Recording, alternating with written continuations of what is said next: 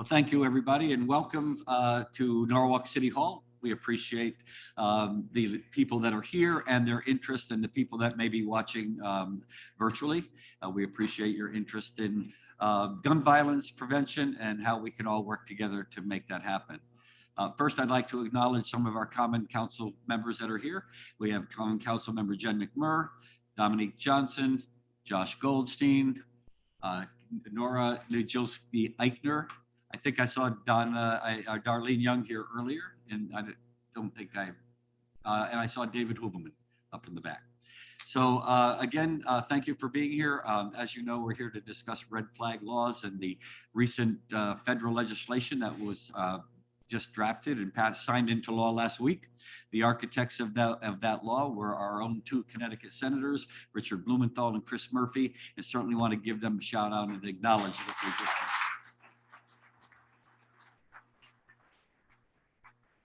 It's been a long time coming, and certainly a lot more should be happening, and I think we can all agree on that. I'd like to turn this meeting over to our 4th Congressional District Congressman, Congressman Heims, who has also been a strong advocate for bipartisan gun control laws and those kinds of things that we know need to happen in order to make our country a lot safer. Over the past weekend was another horrible, horrible time in the country, especially in Illinois, Highland Park at the parade where 7 people were murdered and others were wounded. So Congressman Heims has been a strong advocate, not only for Connecticut, but for the entire country. And in the time that he's been in Congress, he has become a very powerful voice that people respect and listen to. So without further ado, Congressman. Thank you. Thanks, Mayor Rilling. And thank you all for being here for this conversation. We've only got 45 minutes to cover a really important topic in which there's been a lot of changes. By the way, I noticed a lot of activists in the room too. Thank you for your continued work to try to reduce the remarkable, horrible amount of gun violence in this country. We're together today because actually in the last 2 weeks, there's been a startling amount of change. The Safe Communities Act, which Mayor Rilling referred to, and by the way, thank you, Mayor, for being here. Most of you know this, but Mayor Rilling not only is a terrific leader of one of our really important cities, but as a former police chief on this topic, he really knows of what he speaks. And we're fortunate to have a successor here, who I will introduce momentarily. But I really appreciate your thoughtfulness and pragmatism on this issue because it's important. So there's been a lot of change with the passage of the Safe Communities Act, and as many of you know too, right on the heels or right around that, the Supreme Court handed down a decision in the Bruin case, which invalidated New York City's concealed carry restrictions. And so the question now is, well, what does this all mean? What does it mean to close the boyfriend loophole? What does it mean that there's now going to be better background checks for young people between the ages of 18 and 21? This has a real impact on the street. So that's really the theme of what we're going to talk about today. What does it mean for people? And then what more, given that the passage of the Safe Communities Act was the first time in 30 years that we've been able to, at the federal level, pass some gun safety legislation, what could be next? This is a really, really hard one, as evidenced by the fact that 30 years go by without substantial change in our gun safety legislation. But how could we build on this victory to do more? Because the fact is that we do need to do more. We celebrate the Safe Communities Act, but honestly, it's at the end of the day, it's pretty incremental against the 100,000 or so Americans who lose their lives every year as a result of gun violence. And I also hope that this helps us center the conversation, which sometimes gets distorted. It gets distorted because the question gets asked, are you pro-gun or anti-gun? I happen to think that's the wrong way to think about this. Speaking for myself, I swear an oath every 2 years to the Constitution of the United States, including the Second Amendment. I don't get to choose and pick which amendments I support. I take an oath to all of them. And what's frustrating to me is that I know that there are ways that are perfectly consistent with American Second Amendment rights, which not only do I support, but I swear an oath to uphold, that would dramatically reduce the amount of gun violence in this country. And the problem is there's just such political deadlock that, for example, something that has 90+% support universal background checks. So wherever and whenever you acquire a weapon, you get checked out to make sure you don't have a history of violence or trouble with law enforcement. Somehow that can't get through, despite in a democracy it enjoying not just majority support, but almost unanimous support. So it's a tough conversation, and I hope that we can shed some light on the issues this morning. So we don't have a lot of time, so let me briefly introduce our panelists here, and I'm going to just ask them questions and ask them to stay focused on what this means for people and maybe what more we can expect to do. So I made reference to Chief Thomas Kohalek, who is the chief of the Norwalk Police Department and has been in that role since 2012. He obviously has a lot of experience, including very recently. I was hearing a story last night of the exercise of a red flag warrant. To my right is Jeremy Stein, who is the executive director of Connecticut Against Gun Violence. We've got a lot of their volunteers here today, and he's spent more than 2 decades now working on thinking about policy solutions to the gun violence problem that we have. Ebony Epps on my left here is works with RIASAP. Began working with RIASAP through the AmeriCorps program two plus decades ago, and is now with Safe Streets Bridgeport. So Ebony's been Safe Bridgeport. Safe. Say it again. Street Safe Bridgeport. I'm sorry if I missed it. Street Safe Bridgeport, and obviously has a lot of experience on the ground and thinking about the challenges that we face in Bridgeport, but also cities like Bridgeport. Anne Rodwell Lawton is with the Domestic Violence Crisis Center, and she's the associate director of that center, and has a lot of experience on education, training, and outreach, where she did a lot of work with that in the Women's Center of Greater Danbury. So again, the DVCC has a lot of experience, in particular with the question of domestic violence, which sadly, as the police chief will attest, is one of those contexts in which we see an awful lot of violence. Finally, last but not least, Professor Mark Gaius, who is a professor of economics at Quinnipiac University, has written all kinds of journal articles on the topic, including Guns and Crime, The Data Don't Lie. One of the things that we don't do is gather enough data on gun violence or study it enough, and that's not an accident, and maybe we can get into that. But anyway, has terrific expertise on really analyzing the problems and therefore the solutions of gun violence. So that's our panel. Thank you all for being here, and again, thank you all for attending. Professor Gaius, let me start with you, because the two big things out there, and let me ask you to just take 3 or 4 minutes and in just very summary form.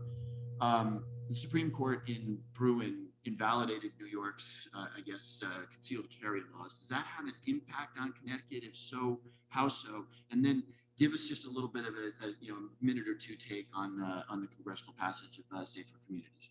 So regarding the Supreme Court decision, just a little background. Basically, New York City law, or New York State law, was a may issue law. In other words, you actually had to prove some need to carry a concealed weapon.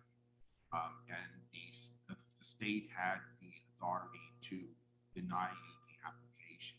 Unlike most states are those that are permitless carry, or shall issue, which means that as long as you meet the requirements of background checks, so on and so forth, they have to give you a concealed carry permit. So Connecticut is actually a shall issue state. Pretty much, as long as you meet the requirements, they'll give you a concealed carry permit. So for us, the impact will be limited. It's more important for those states that have may issue laws like Hawaii, New York, states like that. So there, we expect an uptick probably in the number of people who would apply for and obtain concealed carry permits. So in that way, it will have minimal impact on us directly in the immediate term. However, what I'm more concerned about is the long-term implication, because in Bruin, the Supreme Court changed the way they look at the constitutionality of gun laws. In the past, they looked at them in a 2-step process. Number one, did it meet the historical or textual framework? Does it fit within the historical, the textual framework of the Second Amendment? So they actually look back at gun laws that actually were in existence in the 18th century, sometimes up to the 19th century. That's what the amendment, and decide, well, was a similar law around then? Did it work? So on and so forth. And then the second step was they would say, well, what's the burden on gun owners? Is it really sufficient? Or is it too restrictive, if you will, in regards to the Second Amendment? They totally stripped out the second part. So now essentially in the future, when the Supreme Court and courts in general look at gun laws, constitutionality of gun laws, they have to look at just the history and traditions in the text of the Second Amendment. And if the gun laws do not fit within that framework, then they could be declared unconstitutional. So that could throw in to the mix a whole bunch of other gun laws that we now take for granted. So that's one big concern. Things like safe storage laws, there were no such thing as safe storage laws in the 18th century. Assault weapons bans, there were no assault weapons in the 18th century, and so on and so forth. So that's another issue that has to be considered really with the Bruin decision. So short term, there will be minimal impact on Connecticut. Long term, there could be more of an impact because we are one of the states that has some of the stricter gun control laws in the country. So regarding the recent legislation, although I think it's a step in the right direction, it's a very incremental and minimal step. I know that the reason it was written like that was so it would get passed by Congress. However, it's somewhat minimal in the extent that even in the red flag laws, we're just giving incentives to the states to implement red flag laws. About half states, I believe, already have red flag laws, something like that. They vary in the way they're applied and so on and so forth. But essentially, it's just giving incentives. States do not have to, it doesn't require states to adopt red flag laws.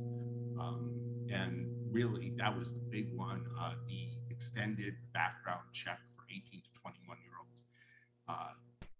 Given that's mostly aimed at, I assume, mass shooters or potential mass shooters obtaining assault weapons, because mass shooters typically plan their acts many weeks or months in advance, they could easily obtain an assault weapon from a state that does not do background checks on private sales, which is a much bigger problem. That's why we really need expanded background checks for all private and federal sales.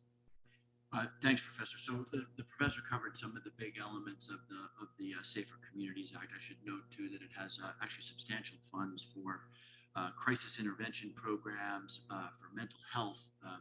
All too often the debate becomes, is it guns or mental health? It's the word of war that is the problem there, right? It's obviously both.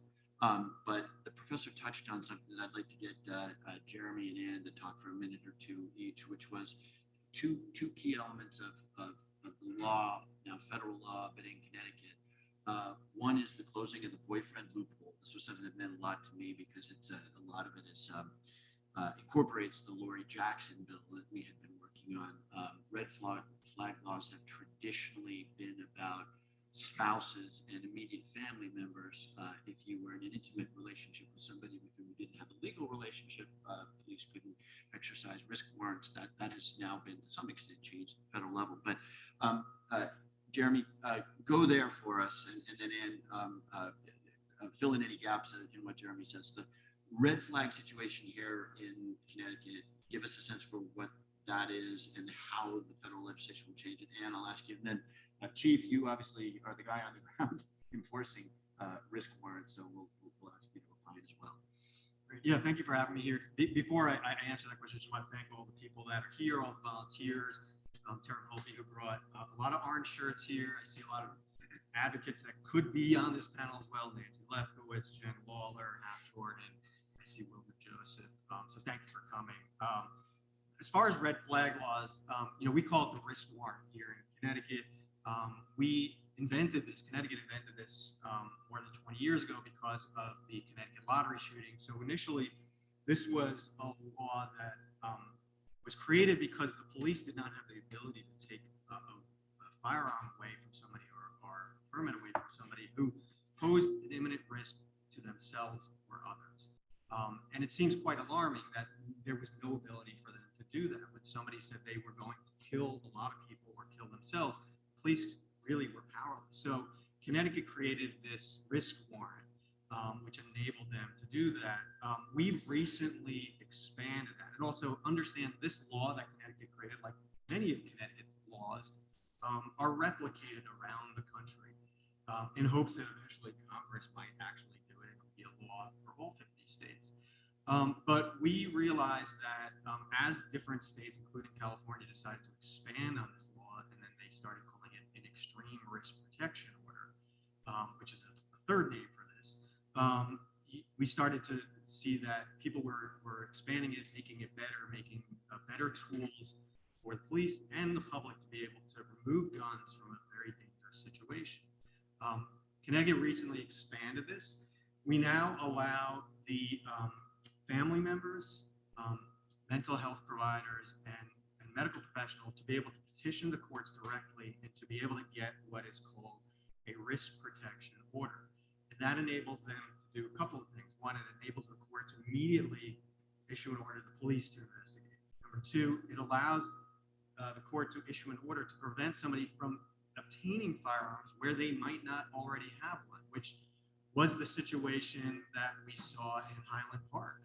This person didn't have a firearm. There was some investigation. There was some red flags, as you will, and nobody put in an order that said, don't sell this person a gun. Now Connecticut has that ability. They can issue an order that says, do not sell this person a gun under any circumstances because they pose a risk to themselves or others. So we believe this is a huge step in the right direction.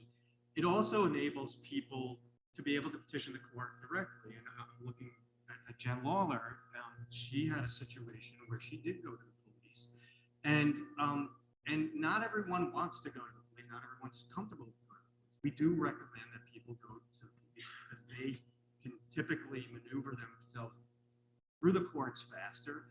Also, if this happens on a Friday night or a Saturday where courts aren't open, they can get direct access to a judge in an emergency situation where the public may not. But some situations do warrant the ability of family members to go directly to try to issue this type of order. So this expansion will create an ability to have this law used more. And we know by studies that for every 10 times, 10 to 20 times this law is used, it saves life.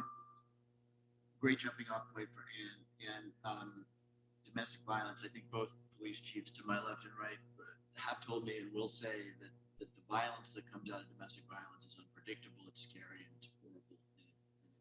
It's not concentrated in Bridgeport or New England, it's everywhere.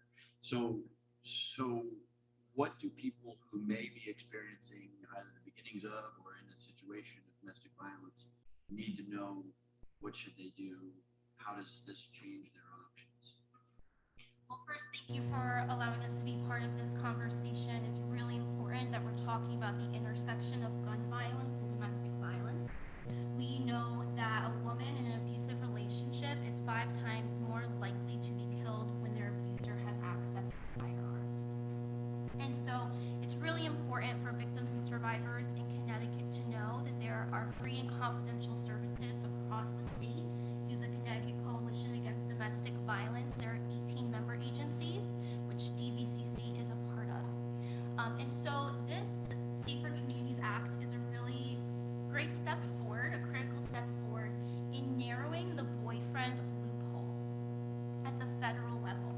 So what this narrowing of this does, it prohibits someone who is convicted of domestic violence in a dating relationship from purchasing or possessing a firearm for at least 5 years. This is a really great step forward because the legal protections for victims at the federal level should not be dependent on whether you are married to this individual or just dating them, right? So this is a really important step forward for survivors across the country to now have this protection if they are dating their abuser. However, we have not at the federal level closed this entirely, okay? So what this does not address is that dating partners who have a final or full protective order can still possess firearms, okay? If this individual is married to the offender, the firearms would be removed. But since they're dating, does not require federally for those firearms. So again, we really believe that these legal protections for victims should not be dependent on whether they are married or dating or cohabitating with that individual. So, and just because there's somebody watching right now who's in a situation of domestic violence, you said there's 18 agencies. How does somebody access the support that those agencies provide? Online? Is there a phone number? How do they get there? Yes, so here in Connecticut, we have Safe Connect, which is our statewide domestic violence hotline. It's through the Connecticut Coalition Against Domestic Violence. Services are free and available 24/7 via text or call or online through ctsafeconnect.org, and there's a chat function there. You will get someone in real time who will help safety plan, who will discuss different options that are available to survivors and figure out next. Thank you. Chief, and then I'm going to come to you, Ebony, to talk more broadly about some of the violence that you see. So you have a situation of a person who thinks that a child or is in a situation of domestic violence could turn violent.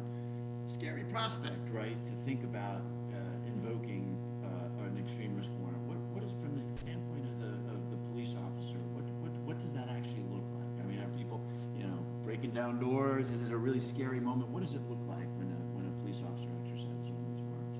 Well, first, it's not a unique situation for us. I was checking as a result of coming here. We probably average about one a week that we serve here in Norwalk, so about 4 a month. So it's very common, at least in our use.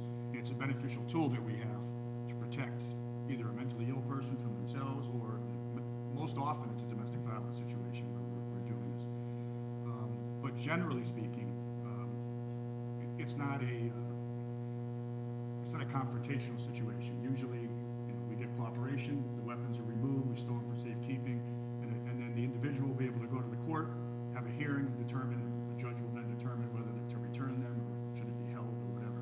So it's a temporary fix, but it's a temporary fix in that situation where the emotions are very high, where you really want to do something now and not wait, because as I'm sure she'll attest to, it's at that moment in those hours where something bad can happen.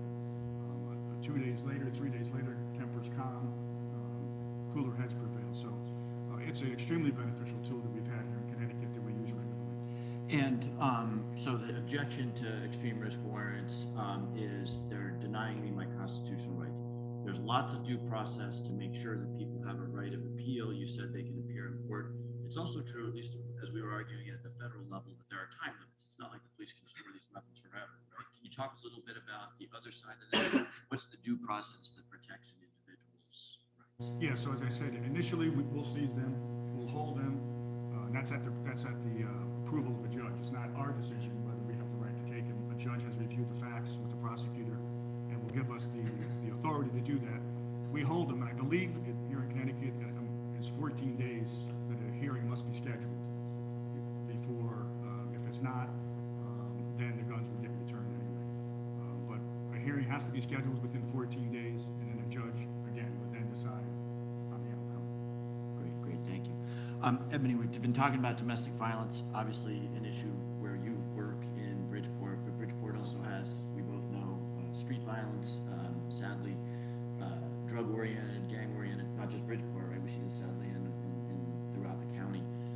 As you think about the gun violence that you deal with every single day,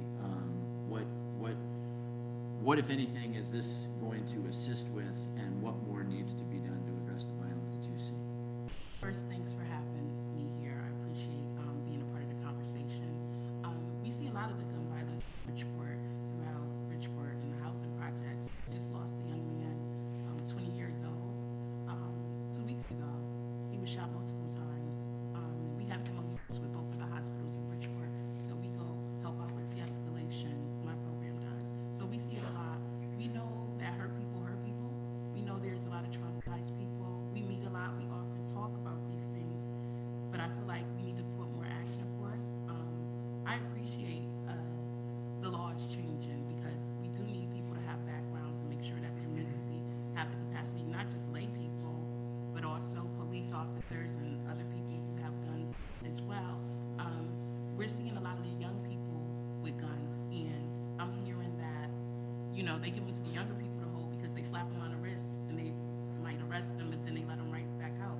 So they're maneuvering around a lot of the laws. So I'm glad that some of the laws are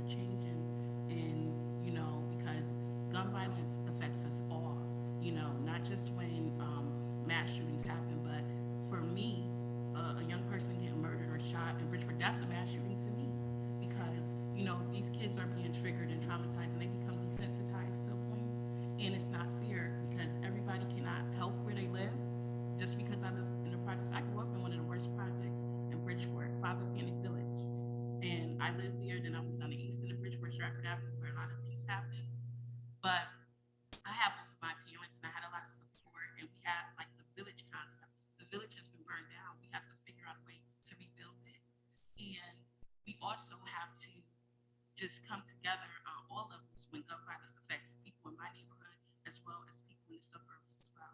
We need the same trauma treatment. There's a lot of hurt people out there, and I was fortunate to be able to navigate my surroundings and my environment. Everyone can't do that. Everyone didn't have and does not have this support. So we need more resources. We need these laws to change, and I think, like for me in my program, I get a lot of the moms to come out to go to Hartford. You see us a lot. We come up there and we try to support the change in law. Jeremy and I work together on several advocacies. The moms to be in action, people too. We're here, and we want to make a difference in our community, because we want to leave it better than we found it.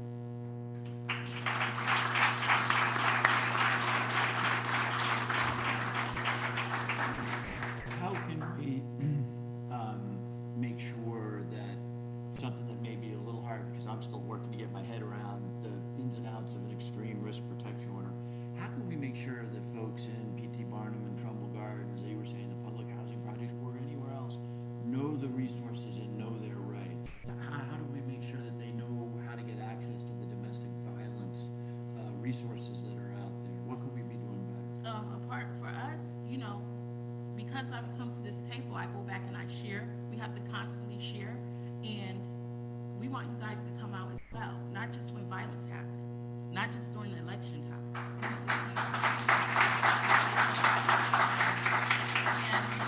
And that was no thing on you, because I do see you a lot, and we do call you a lot. So, you know, we here with you, but you know a lot of the others and a lot of the other people in corrupt Bridgeport and other corrupt urban cities, but that's just being real, and that's why they don't always invite me to the table, because I'm out.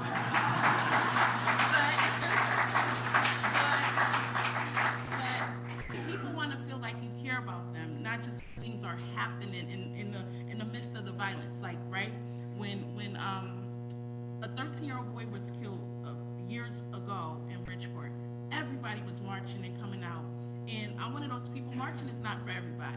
Right now I have on slides because I just had a procedure done on my foot.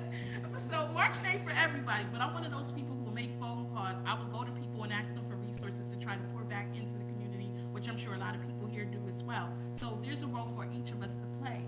So if we're invited to the table, we could share back with people. When the moms say, well, I can't get there, I say, oh, well, we can't get a bus to get y'all to Hartford, because y'all need to be up here making noise so we could change the laws. We can't keep doing it for you. We want you guys to be a part of it.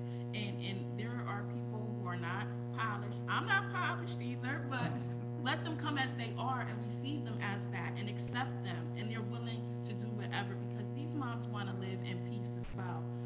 It was so disturbing to me when that young man was murdered, and I'm sure some of you guys probably saw it, but one of the young people that we worked with received the video of him lying on the ground and a young man riding up on a moped taking a gun out of his hand. That was so disturbing to me that somebody sent that to one of our young people, but I was glad that they gave it to us. So we are, Street Safe is a non-law enforcement based program, but we're not anti-police, because we are real, and we do know we need police to get along. Because if somebody come breaking my house, I don't want to call no social worker, even though people are calling for that. And no disrespect to social workers, I love y'all, we need y'all too. I want a cop to come and find out who did something to me, you know what I'm saying? A good cop, because all cops are not bad, and I am very aware of that.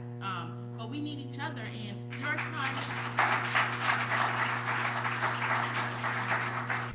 times when we can't really deal with that piece, but we have a liaison who will deal with that. You know what I mean? To go to law enforcement, to say whatever. But we just need to be, people need to feel welcome and invited to the table. Just make them feel welcome and comfortable and accept them. Don't look at them funny because, you know, they might not be dressed the part or whatever, but just welcome them, and they're more than willing to come. And there are a lot of great parents out there. They just happen to live in certain places. Rent is high. They can't afford to live anywhere better. So just bring them to the table and accept them as they are. Let them come as they are.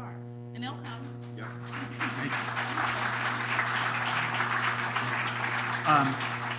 I'm going to come back because there's two topics more I want to cover, and I want to come back to what is over and over and over again at the center of an awful lot of our drug violence, which is young men. Young men, and it's the Highland Park shooter, it's Adam Lanza, it's too many of those young men in the communities that you're describing. So I want to come back to that, but I don't want to let y'all go before we don't. I alluded to this before we don't talk a little bit about the source of 2/3 of the roughly 100,000 deaths that we don't talk about because they're not Highland Park or Uvalde, and those are the suicides. 2/3, and somehow we never really grapple with that in a way that attracts the media attention when there's a mass shooting. So let me start with Ann and Jeremy. In particular, red flag laws, boyfriend loopholes. Is there anything there that's going to help? And if not, or even if there is, what more can we be doing? And I'm going to lead the witness by asking you to talk briefly about safe storage. So this is an area that's very personal to me. I talk about this sometimes, but not all the time. My uncle, who was a Marine, who was a veteran, and suffered from depression, he had a firearm, easy access, and he took his own life. This is something that not only devastated his children, but my family, my father, his brother. And we all knew that had we had the ability, because he was stubborn, he was very stubborn, and we knew that there was no way if we asked him to get rid of the gun, he would not do it. But if we had the ability to have the police remove his gun, he might still be alive today. And so red flag laws absolutely could work in this scenario, and we could have gotten him the help that he needed. We know that the studies show that there is this cooling down period where you can remove guns from that situation, and then someone can get help.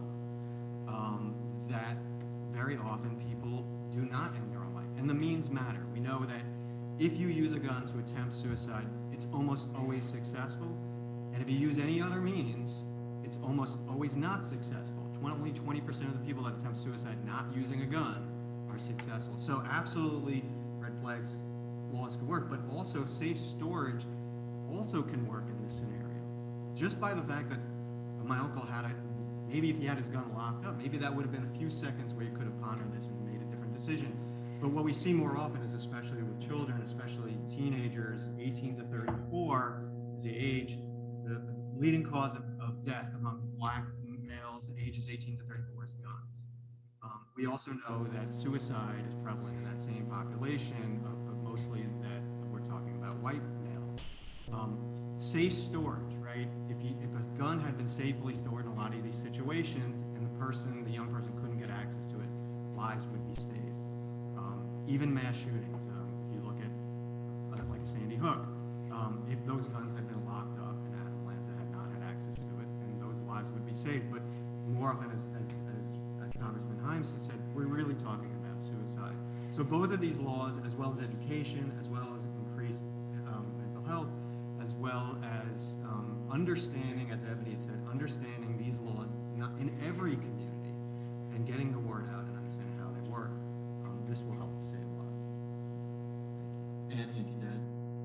Yes, to add to that, so the Safer Communities Act is going to help across the nation, but what does it mean for here in Connecticut? Well, we are really lucky to have strong, full protections around firearm surrender laws for domestic violence victims here in Connecticut. So I want to be really clear, the boyfriend loophole is not going to impact us here in Connecticut. And there are now 3 options for the removal of firearms for victims of domestic violence. This is obtaining a civil restraining order, is a criminal protective order, and now we have the expansion of the risk protection order, where a victim or maybe the family member of an abuser could petition the court for the risk protection order. And so advocates across Connecticut, including DVCC, are trained in these different orders of protection and talking with victims about which one is going to make them safer, the different options that are available to them and the different safety considerations. So please know, if you're experiencing domestic violence, we have laws in Connecticut to protect you and to remove firearms from offenders. Excellent. Thank you. Professor, I want to come back to you on the other topic. It is startling to me. I can't think of a mass shooting. I'm sure there are, but I can't think of a mass shooting that didn't involve a young man. An awful lot of the violence that Ebony's talking about is with young men. You've got the data-driven, more global perspective. What's going on there and what works? What can we do? Well, that's a big problem with mass shootings is that they're so random and unpredictable. Excuse me. And actually, the largest mass shooting ever was done by a guy in his 50s in Las Vegas. So it kind of shoots the young male argument out. But essentially, they're so random. Many times, the shooter has no criminal record. Sometimes they have some mental health issues, but a lot of times it's never been adjudicated in any way whatsoever or even reported. Very, very, very rarely do mass shooters have any type of red flag laws associated with it or anything like that. Many times they bought the guns legally, bought the ammunition legally. So the big problem really is that in all my research, it's very tough to pin down any one factor that could actually stop it because they are just so random. Depending on how you count what a mass shooting is, I usually use the definition that the Congressional Research Service uses, which essentially is 4 dead, not including the shooter, and it has to be a random event, so it can't be tied to a criminal activity. You're talking typically in a typical year, less than 100 people die according to that definition in a mass shooting versus 20,000 firearm deaths last year. So it's very hard to pin down any real scenario because yes, many of them are young white males, but that goes to whole other issues. Is it a cultural issue? I've been to so many discussions talking about the impact of video games, violence in video games, so on and so forth, and you're really not sure where to place blame essentially, or the factor that could drive it because they're so rare. It's very difficult to develop any type of statistical trend line and point at one factor and say, well, that's what's causing all the mass shootings. Or if we just do this one thing, it's going to stop it. Because fortunately, well, expanded background checks would probably help, but then again, many of the people who commit mass shootings have no criminal record or mental health history, so that won't stop it. So, Yeah, just one additional comment, and I appreciate the doctor's comments. But I do want to point out two things that are in common with a lot of these things. One is, it is just way too easy to get a gun in the United States. Way too easy. And the other thing is the AR-15, right? It is no surprise that this weapon has been used in mass shooting after mass shooting after mass shooting, this killing machine. So those are things in common, and those are things we could do. I hope we would do it today, but maybe not today, but soon.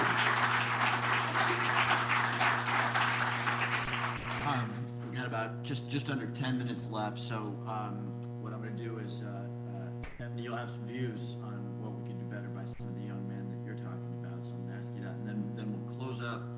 I don't want to leave here without a sense from all of you of what your top 2 or 3 things that we could do either federally or in the state of Connecticut to try to, so just to warn you on that, but you're talking about young men. What's working and what's not working in the city of Bridgeport? I feel like a lot of the young people, we already know, they need resources, they need jobs. When they're busy, they're not on the streets committing crimes or shooting each other. We need to get better control of this social media because that's where a lot of it starts for the young people that we deal with. And for some reason, when I grew up in Bridgeport in the 80s, I could go on any side of town. These young people today, if I live in PT, I can't go to the north end where the terrace is. I don't understand that. And they're bickering, and I'm like, who owns property on what side of town? I don't get it. But they need something to do. We need to educate each other more. And just like, for example, there were summer jobs. I think there were about 150 summer jobs. We have over a couple of thousand young people, but there were only 100 and something summer jobs. So I heard, and I'm like, we need to put more resources into that because if they're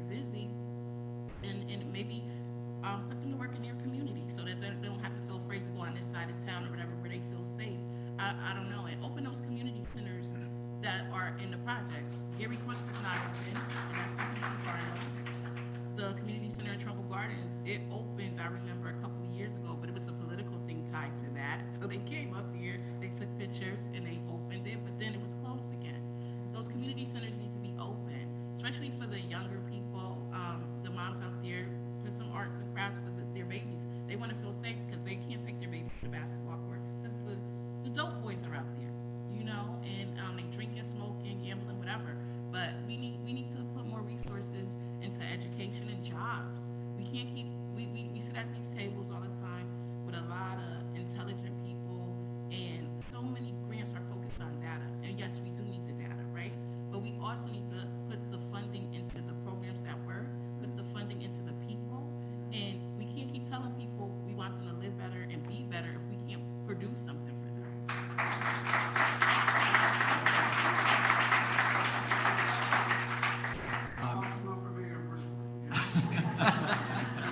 They don't want me because I got a big mouth. and I'm about my people. I'm about my people. They ain't gonna want me. All right. All right. So speed round on what more we can do. Let me just kick this off. One of the reasons we do these things is because I've noticed that if we have a reasonable, civil, smart conversation, we realize how much common ground there is. And let me tell you a very quick story just to illustrate this. So many years ago, I go up to Sacred Heart University because they've got a veteran center there, young guys who've been in Afghanistan and Iraq.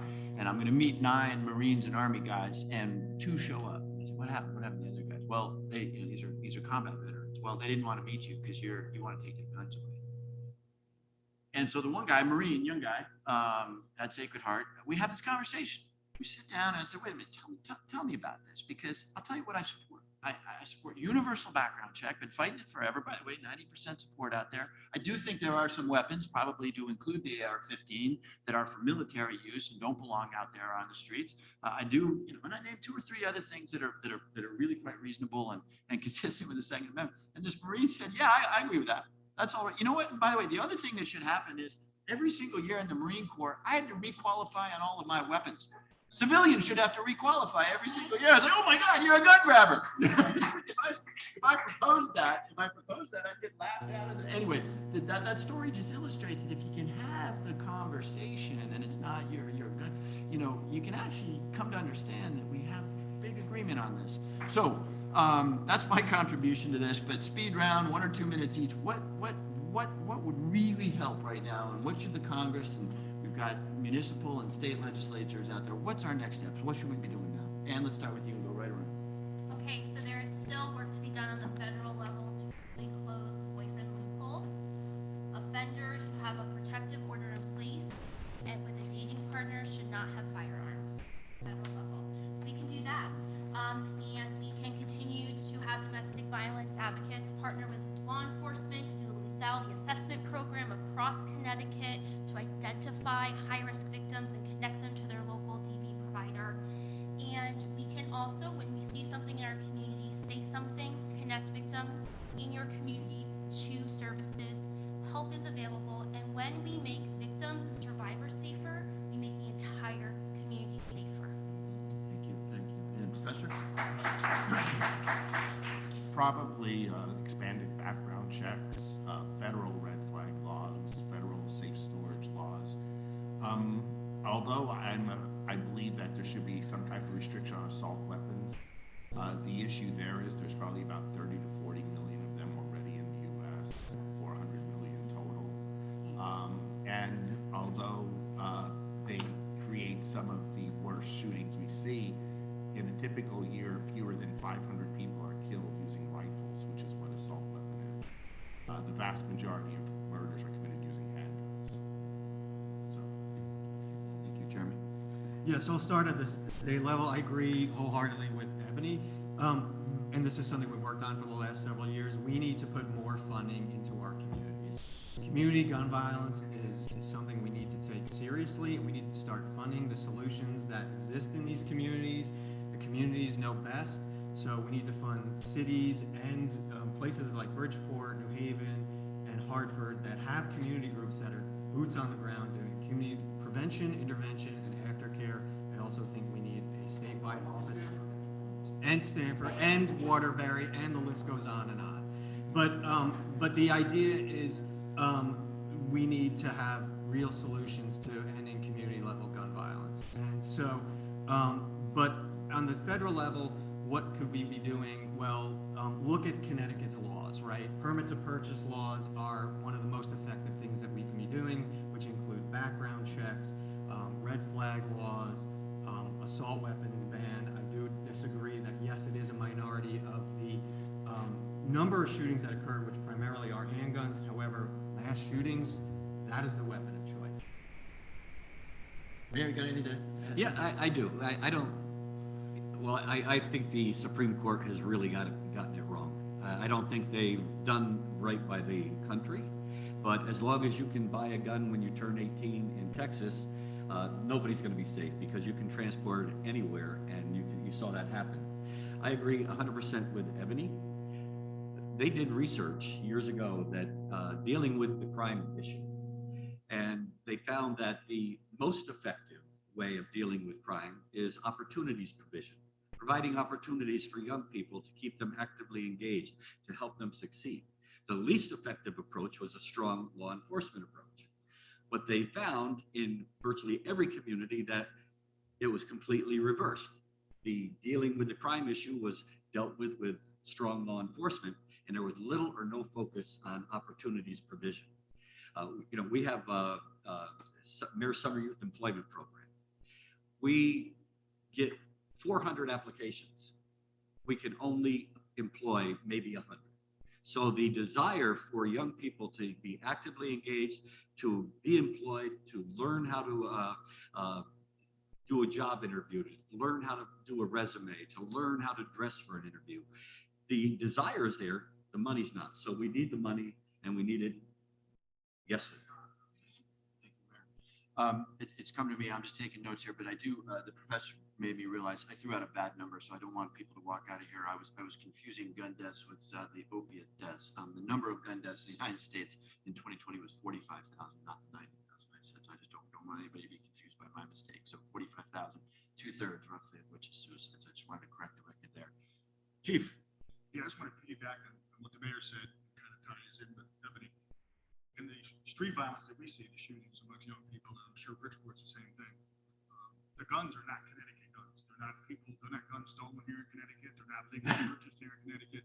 They're coming from out of state, and they're coming here in droves.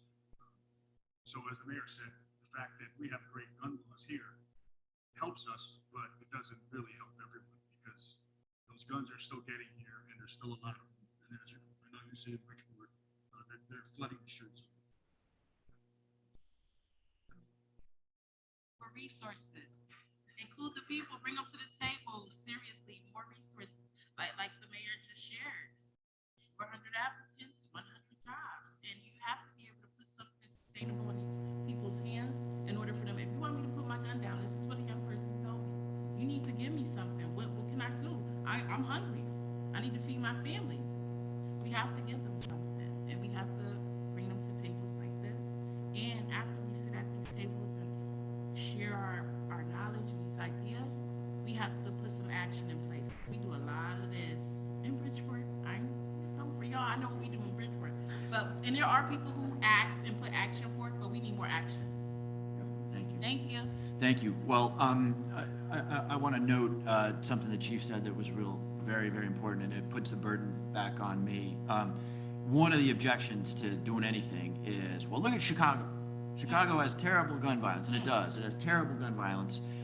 Strictest gun control legislation in the country, terrible violence. Because Indiana, which is a 45-minute drive away, does not.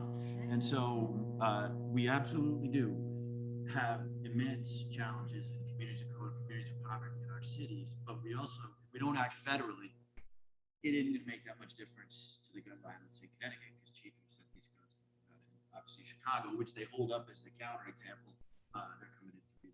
So that puts the burden back on the federal government. We're out of time, but I really want to say thank you. I try to make these things sort of news you can use and lessons we can come away with, and you guys have really done that. So very, very grateful for the work that you do and for being here today to share your expertise with us. Thank you.